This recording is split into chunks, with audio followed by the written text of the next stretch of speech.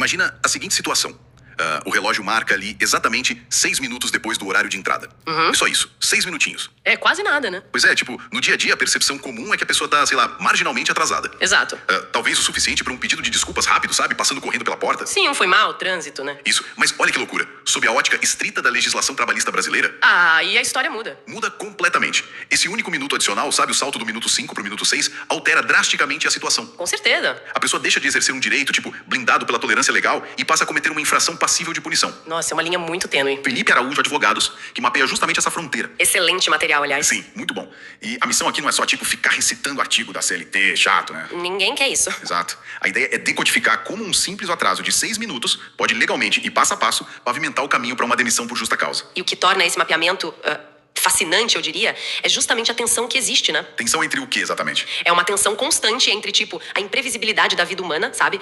Um pneu que fura, uma falha no ônibus. A chuva que trava a cidade inteira. Isso, a vida acontecendo contra a necessidade absoluta de ordem dentro de uma empresa.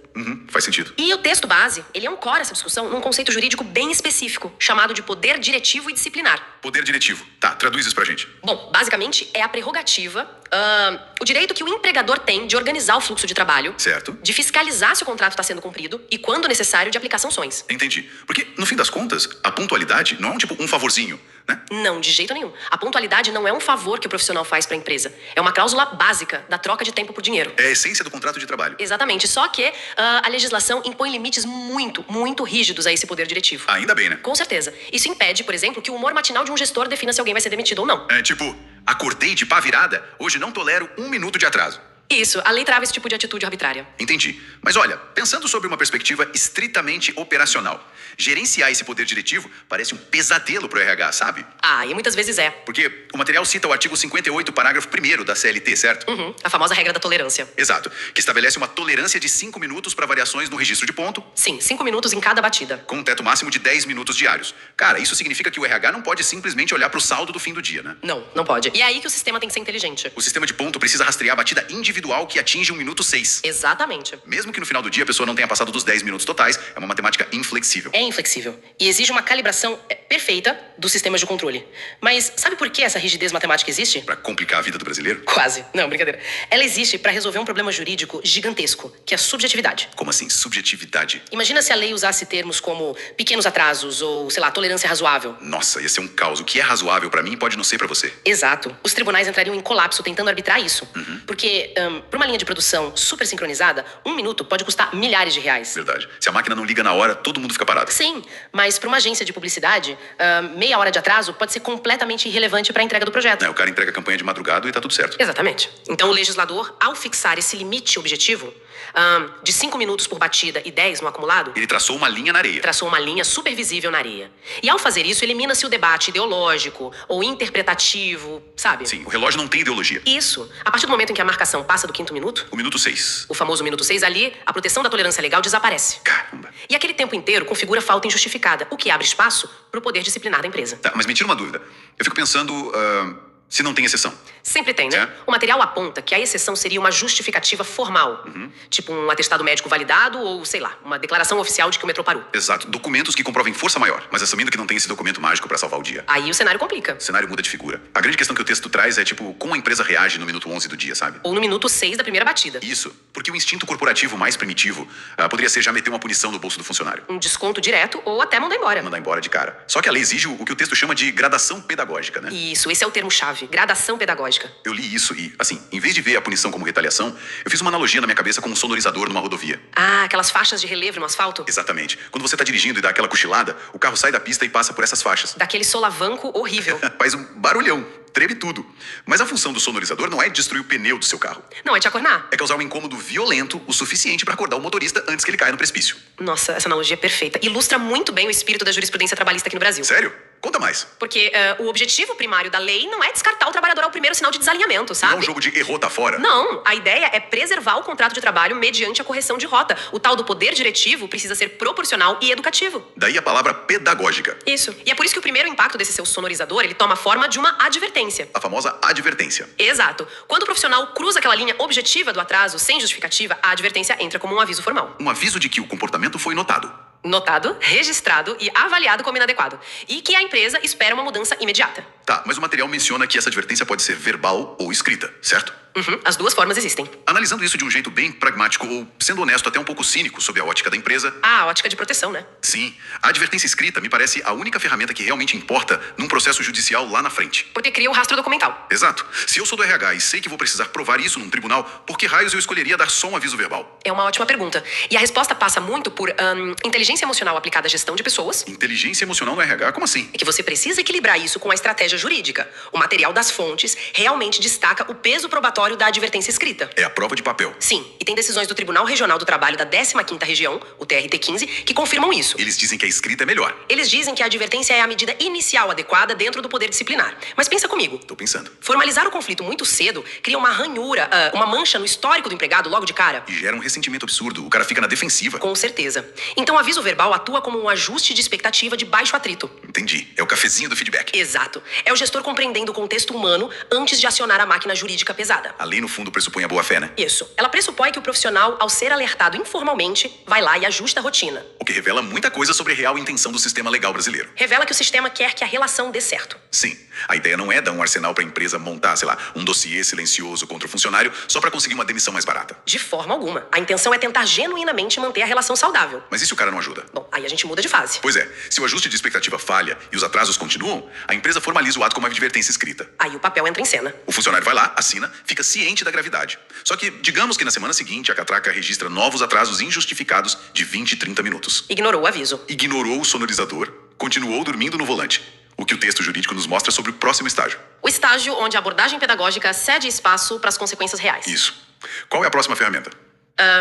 O esgotamento da eficácia das advertências leva a organização a acessar o segundo degrau dessa estrutura, que é a suspensão. Suspensão, aí o bicho pega. Pega mesmo. A natureza da punição muda drasticamente aqui. Porque não é mais só um papel na gaveta do RH, né? Não. A suspensão, que na prática corporativa varia geralmente de 1 a 3 dias. A pessoa fica em casa. Fica em casa.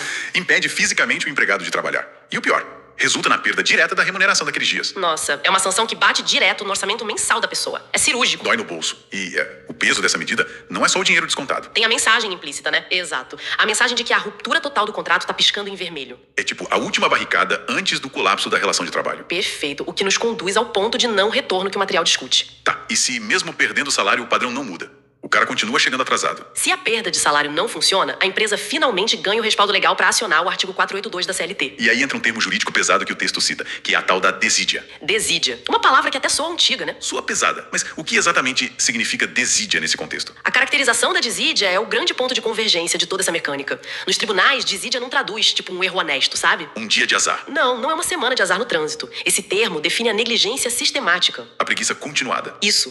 O desleixo crônico com as obrigações do contrato. O Tribunal Regional do Trabalho da 9ª Região, o TRT-9. Que é bastante citado nas fontes. Isso. Ele reconhece plenamente a validade da demissão por justa causa fundamentada na desídia. Mas tem um detalhe enorme aí. Qual? Eles condicionam essa validação a requisitos muito, muito estritos. Os juízes não avaliam só os minutinhos de atraso isolados. Eles olham o filme todo, não só a foto. Perfeito. Eles exigem a comprovação de um histórico de faltas e atrasos reiterados. E fundamentalmente a prova de que a empresa seguiu a gradação, né? Exatamente. O caráter pedagógico tem que estar comprovado. Cara, lendo essas decisões do TRT-9 descritas no material, a lógica da desídia fica muito clara pra mim se a gente pensar nela como a construção de um muro. Um muro de tijolos jurídicos. Isso, pensa assim, um único atraso de 15 minutos, mesmo que cause uma baita dor de cabeça na equipe, É só um tijolo solto. é um tijolo solto, no chão, inofensivo no sentido legal da rescisão. O empregador não pode usar um único tijolo pra justificar uma barricada e demitir o cara. Não mesmo. O juiz derrubaria isso na hora. Mas, e aqui tá o pulo do gato, a repetição crônica desses atrasos, seguida por uma advertência verbal que o cara ignorou. Mais um tijolo e um pouco de argamassa. Exato. Aí vem a advertência escrita documentada e depois uma suspensão que não gerou mudança de atitude. O muro vai subindo. Cada etapa dessa é argamassa e tijolo sendo empilhados. Quando a empresa finalmente aplica a justa causa por desídia, ela não tá reagindo àquele último atrasinho de 10 minutos. Ah, entendi onde você quer chegar. Ela tá apontando para um muro sólido e estruturalmente inquestionável que o próprio funcionário construiu em volta dele. É, se o muro estiver completo, a alegação se sustenta firme no tribunal. E aí bloqueia qualquer tentativa do funcionário de reverter a demissão na justiça, né? Exatamente. A precisão dessa metáfora reflete certinho o que os magistrados procuram nos autos do processo. Eles procuram um muro. Eles procuram a estrutura. Porque se uma empresa tenta demitir por desídia no segundo atraso, Faltou tijolo. faltou tijolo. Ou se pula a etapa da suspensão, sabe? Passa direto da advertência escrita para justa causa. O juiz juiz vai ver que o muro tá capenga. Vai identificar uma falha estrutural. A punição vai ser considerada desproporcional. A tal da gradação pedagógica foi pro espaço. Foi violada. E aí, a consequência quase certa é a reversão dessa justa causa na justiça. Reverter isso sai caro pra empresa, não sai? Muito caro.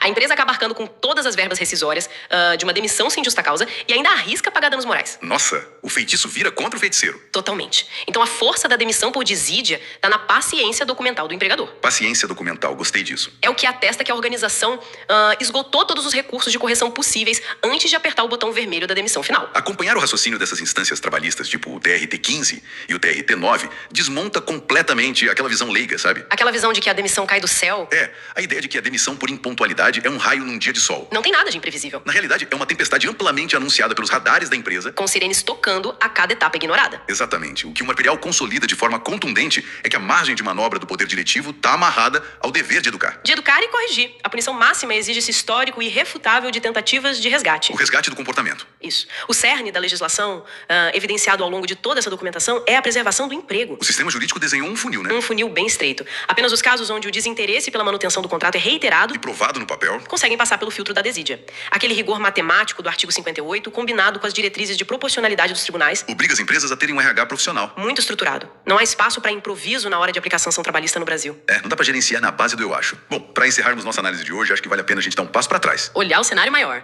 Olhar pro pano de fundo de toda essa arquitetura legal. A gente detalhou a matemática do artigo 58, Dissecamos a desídia no artigo 482. exploramos como os tribunais olham pro registro da catraca, mas, sabe de uma coisa? O quê? É impossível ignorar que toda essa espinha dorsal da CLT, ela foi esculpida numa realidade industrial. Ah, totalmente. Década de 40. Desenhada pro mundo de fábricas, sirene de turno, linha de montagem. Onde a presença física sincronizada era a única métrica de valor concebível, né? Exato. Se você não tava na frente da máquina, a engrenagem não girava. Mas aí fica um pensamento pra quem tá acompanhando a gente hoje pra, sei lá, mulling over, mastigar a ideia depois. Qual é a provocação? Com essa contagem obsessiva de minutos e essa interpretação temporal da desídia, como isso vai se sustentar nas próximas décadas. Excelente ponto. Principalmente agora com o trabalho remoto. Sim, num mercado de trabalho que migra ferozmente para modelos baseados em entregas. Operações assíncronas. Exato, onde a colaboração é digital e as pessoas têm fusos horários diferentes, sabe? A ideia de medir o grau de negligência de um profissional com base numa variação de 6 minutos no relógio de manhã parece que está em rota de colisão com a realidade. Vai chocar de frente com o futuro do trabalho. Será que a jurisprudência que hoje exige esse muro de tijolos da pontualidade, será que ela vai ter que redefinir o que significa compromisso? Focar na qualidade da entrega em vez da hora exata em que o teclado começou a ser digitado. Isso. É uma reflexão instigante sobre esse descompasso entre o ritmo das leis e a evolução do jeito que a gente trabalha hoje. Sem dúvida. Enfim, muito obrigado a todos que acompanharam a gente desse mergulho nas engrenagens do direito do trabalho. E é um excelente ponto de reflexão pra fechar, viu? Continuem questionando como as regras se aplicam à nossa realidade que tá sempre em transformação. Muito obrigada e até a próxima discussão.